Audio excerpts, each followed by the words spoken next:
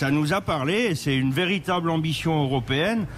Souvent, derrière ces paroles, nous, ce qu'on attend bien sûr, c'est les actes. Et par contre, on va être derrière lui, on va être derrière le gouvernement français pour pousser cette ambition au niveau européen et faire en sorte de donner aussi l'exemple. Il y a tout un tas de lois au niveau de l'agriculture qui se sont discutées en France. Oui. Ça nécessite qu'elles portent leurs fruits aussi. Et puis qu'il y ait du résultat derrière. C'est pas le tout d'aller fanfaronner à l'Europe, puis d'aller demander aux autres pays européens de faire le job correctement, puis de mettre l'agriculture un peu au cœur des discussions, si chez nous, nous ne sommes pas clean.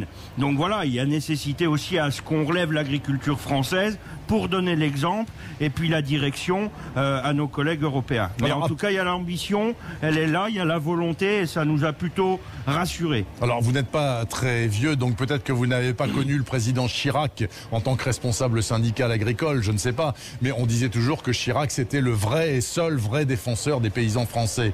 Vous avez le sentiment que Macron est sur cette ligne-là ou qu'il fait ça, bon, parce qu'il est obligé, quoi? Pour l'instant, ces mesures, son action politique n'a pas permis de rapporter le revenu souhaité par les agriculteurs, ni la considération. Oui. Par contre, voilà, les messages qui passent et la connaissance qu'il a de l'économie agricole, c'est pas permis à tout le monde. Donc voilà, effectivement, les autres présidents après Chirac avaient peut-être moins de sensibilité ou en tout cas avaient plus de difficultés à vraiment comprendre les réalités du monde agricole. Mais après, c'est pas un reproche. Hein. Voilà, il se trouve que Emmanuel Macron arrive à donner une ligne économique qui a tendance à nous séduire un peu. À propos des lois, la loi alimentation, parlons-en. Parce que normalement, cette loi qui a entraîné une hausse de certains produits alimentaires dans les supermarchés, les hypermarchés, normalement par ruissellement, souhaitait le gouvernement, ça devait retomber sur vous, les agriculteurs, en termes de pouvoir d'achat. Est-ce que depuis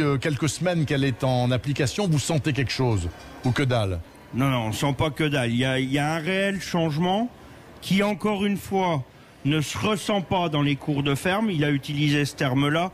C'est plutôt aussi courageux. En tout cas, on y est sensible. Mais voilà, dans les cours de ferme, il n'y a pas encore ce ressenti-là. On sent quand même que les acteurs de la distribution, de la transformation, ont changé un peu leur manière de faire. Le problème, c'est que pas tous. Il y en a encore certains qui veulent encore, j'allais dire, pour parler peut-être un peu crûment, serrer la gueule des agriculteurs, des producteurs. Monsieur Leclerc, pour ne pas le citer? Il fait partie de ceux qui n'ont pas envie de jouer le jeu aussi vite que les autres, en tout cas. Mais il y en a certains qui jouent le jeu, et donc vous avez des revenus supplémentaires qui arrivent. Pas forcément des milliers d'euros, mais enfin bon. En tout cas, la valeur ajoutée a tendance, avec les contrats qui sont signés, à être mieux répartie, à devoir mieux se répartir, et donc ça va... C'est pas forcément que la théorie du ruissellement, c'est surtout la théorie du bon sens des différents acteurs pour faire en sorte que les agriculteurs s'en sortent mieux.